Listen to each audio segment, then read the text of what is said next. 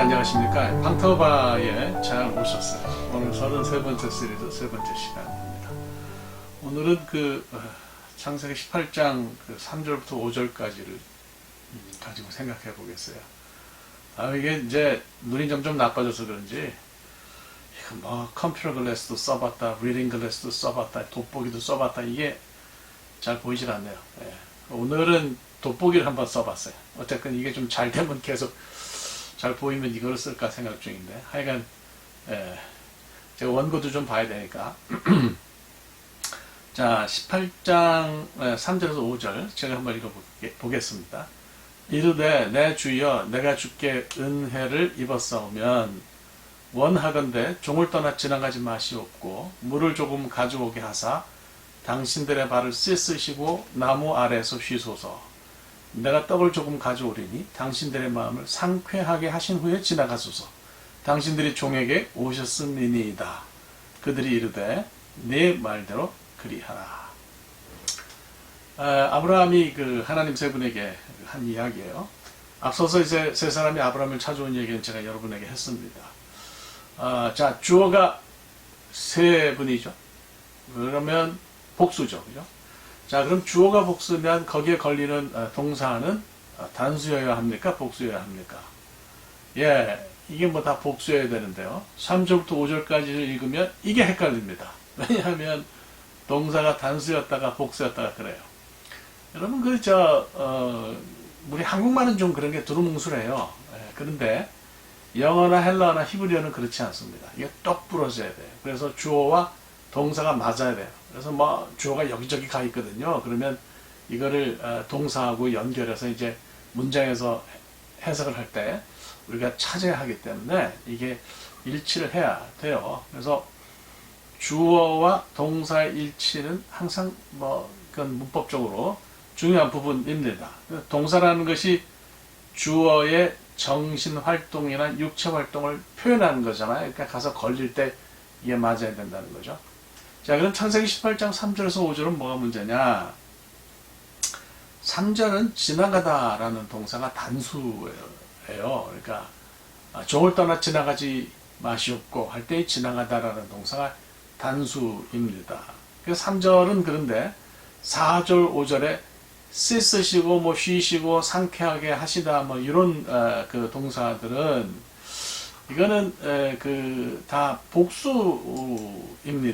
그러니까 이거를 어떻게 이해할지 참 굉장히 어려운 거죠. 그래서 이제 현대 학자들이나 고대 랍비들이나 교부들도 이 문제를 놓고 골머리를 앓았어요. 왜냐하면 동사의 수가 다른데 주어는 복수인데 이걸 어떻게 해야 되나 이제 여러 가지로 막 그냥 설명을 하죠. 모르는 건 모르는 건데요. 제가 볼 때 이제 다 설명할 수는 없고 간단하게 이야기하면 첫째로는 아브라함이 하여간 처음과 나중에 좀 생각이 달라졌다, 인식이 달라졌다, 이렇게 이제 생각할 수 있어요. 이게 사실은 전체적으로 맞는 것 같아요. 우선은 조금 그렇긴 하지만은, 아브라함이 처음에 본 게 이제 하나님만 봤을 수 있는 거죠. 그러니까 성부 하나님을 하여튼 대표적으로 봤을 수 있는 거죠. 그래서 뒤에 서 있던 두 존재를 보지 못했다. 가려서 안 보이는 거예요, 가려서. 가려서 안 보이는 거죠. 제가 그림 하나 올려볼게요. 이게 하여튼, 가려지는 건지는 잘 모르겠는데. 근데 나중에 이제 보니까, 이게 한 분이 아니고 세 분이거든요. 그래서 그때 이제 수를 달리 표현했을 거라고 설명할 수 있어요. 사실, 아브라함이 지금까지 하나님을 그렇게 세 분으로 경험한 일이 없었기 때문에, 하나님에게 일행이 있어서 복수로 나타날 거라는 생각을 못했기 때문에 이럴 수도 있는 거죠.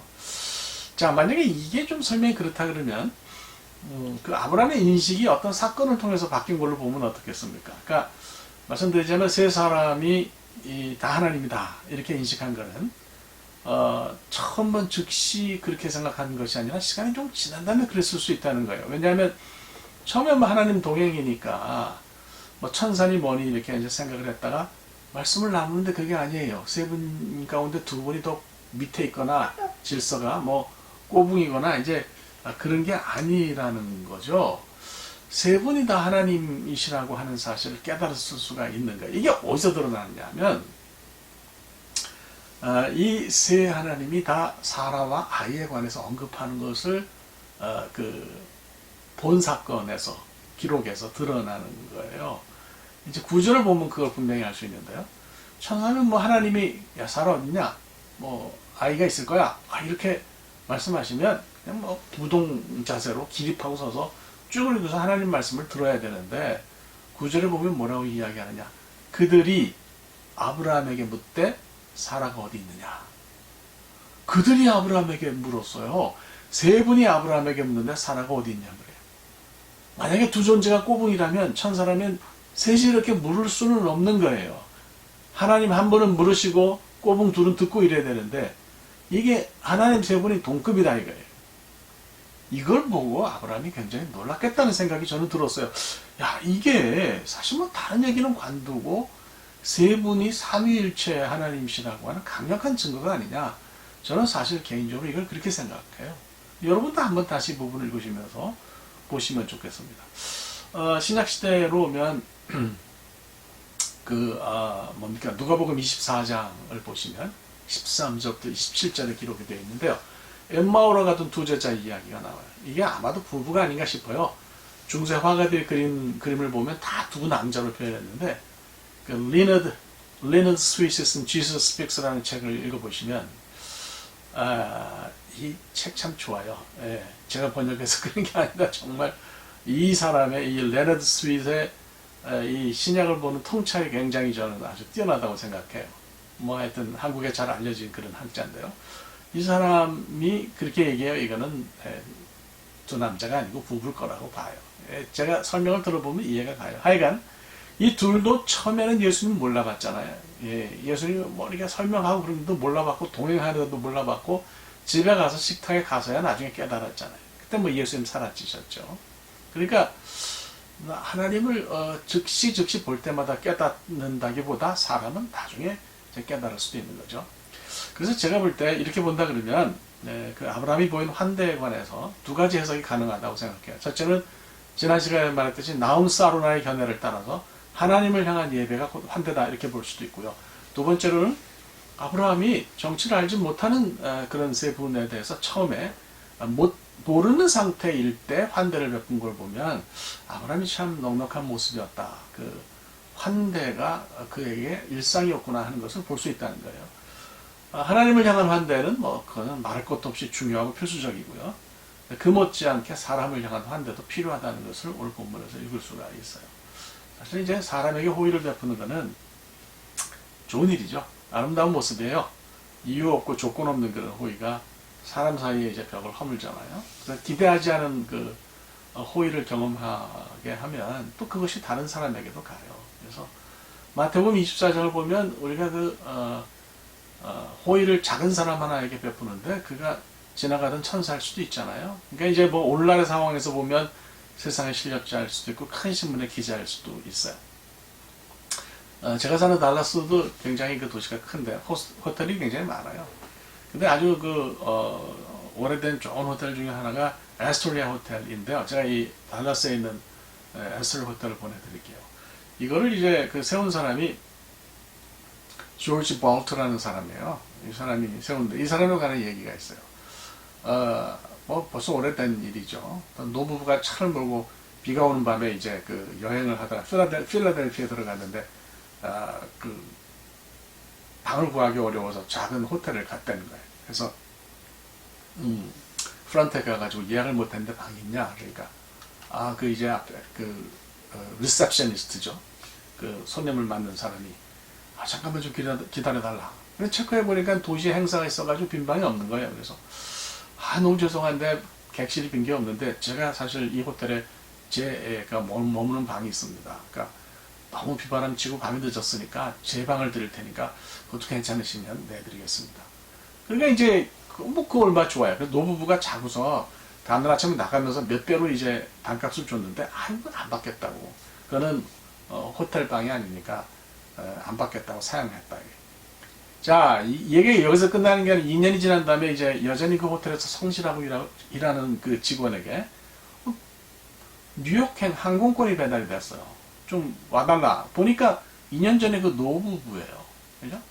그래서 이제 뭐 생각을 하다가 휴가를 내서 그 노부부를 방문했어요. 뉴욕에 갔는데 뭐 노부부가 너무 반가워하면서 좋은 식사를 대접하고 나중에 어떤 큰 호텔 앞에 가서 그러더라는 거예요. 내가 당신을 위해서 이 호텔을 지었는데 이 호텔의 경영인이 좀 돼주겠냐. 이 사람이 누구냐면 조지 볼트라는 사람이에요. 바로 그 월드 오브 아스토리아 호텔의 초대 경영자죠. 뭐 세계 굴지의 그 호텔 체인을 이룩한 사람인데 의도적으로만 잘할 게 아니고 사람을 가려서 호의를 베풀 게 아니고 그냥 조건 없이 불특정 다수에게 늘 이렇게 호의를 베푸는 인생은 괜찮은 것 같아요. 하나님이 뒤에 숨어서 이걸 다 보시고 그리고 저는 그걸 갚으신다라는 생각이 듭니다. 그래서 오늘 이제 메시지를 생각을 좀 해볼게요. 메시지를 생각하면 그게 이제 현실과 신앙 사이에 괴리가 있다 그랬잖아요. 그래서 늘 생각하는 거죠. 아브라함이 뭐 결론만 내리면 됩니다. 아브라함이 보낸 호의를 나는 실제적인 생활에서 살면서 얼마나 적용할 수 있을까? 나와 상관없는 사람들을 향한 내 태도가 어떨 때 신앙적이라는 평가를 받을 수 있을까? 그럼 우리가 그냥 듣기에는 무조건 베풀라 막 이런 메시지를 많이 강단에서 듣잖아요. 그럼 고민이 된단 말이에요. 아니 그 현실에서 어떻게 그렇게 하냐? 그죠? 실제로 마냥 사람 좋게 살았다가 어려움 당한 적이 있잖아요. 그럼 우리는 현실적으로 생각하는 거죠. 그러면서 신앙적으로 생각하는 거죠. 어느 선까지 호의를 베풀어야 크리스천으로서 적절한 것인가? 기독교 윤리의 문제이겠어요. 뭐 사실 보증 섰다가 힘들어진 사람도 많이 보고요. 또 돈을 빌려달라 그러면 다 있는 대로 빌려주니까 사람들이 그냥 갚을 생각은 안 하고 빌려가기만 하는 사람도 봐요. 참 어려워요. 남과의 관계에서만 그런 것도 아니에요. 가족과의 관계에서도 그래요. 어떤 사람은 이제 아버지가 예술을 너무 좋아한다. 예술. 다른 말로 하면 동양화. 또 직설적으로 얘기하면 이제 화투. 이거 하다가 그냥 다 돈 잃어가지고 남 좋은 일 하고 자기는 무소유로 돌아가는 사람 때문에 고생하는 사람들 많아요. 뭐 아버지가 그런 게 아니라 자식이 그럴 수도 있다는 거죠. 그죠? 그러니 이렇게 돈을 쓸 때는 부모나 자식이나 가족이 손 벌릴 때마다 도와줘야 성경적이냐. 이런 질문을 현실적으로 할 수밖에 없다는 거예요. 저도 뭐 정답은 없는데요. 제가 생각할 때 이건 고정적인 기준이 없고요. 우리가 그 베푸는 그 호의의 경계는 넓어졌다 좁아졌다 할 수 있을 것 같아요. 넓다고 해서 무조건 좋을 것도 아니고 좁다 그래서 부끄러울 것도 아니에요. 결론은 현재 내 상황에서 다리가 후들거리지 않는 정도로 호의를 베푸는 것이 경계가 아니냐 싶습니다. 이것이 만약에 너무 작다 그러면 앞으로 넓혀가면 되는 거고요. 또 너무 넓어서 나 때문에 주변 사람들이 오히려 가족이 고통을 겪는다 그러면 조금 좁힐 수도 있는 거다 이렇게 생각합니다. 뭐 이렇든 저렇든 다 좋은데요. 이런 고민을 하는 것 자체가 좀 귀하다고 보고 현실 속에서 말만 할 것이 아니라 조금이라도 남에게 환대를 베풀고 호의를 베풀 수 있다면 전 하나님이 그거로도 칭찬하신다고 생각합니다. 네, 이렇게 결론을 내려보고요. 다음 시간에는 예배는 뭔가, 우리 예배 드리잖아요. 예배는 뭔가에 대해서 좀 같이 생각하겠습니다. 네, 오늘 여기까지 하겠습니다. 감사합니다.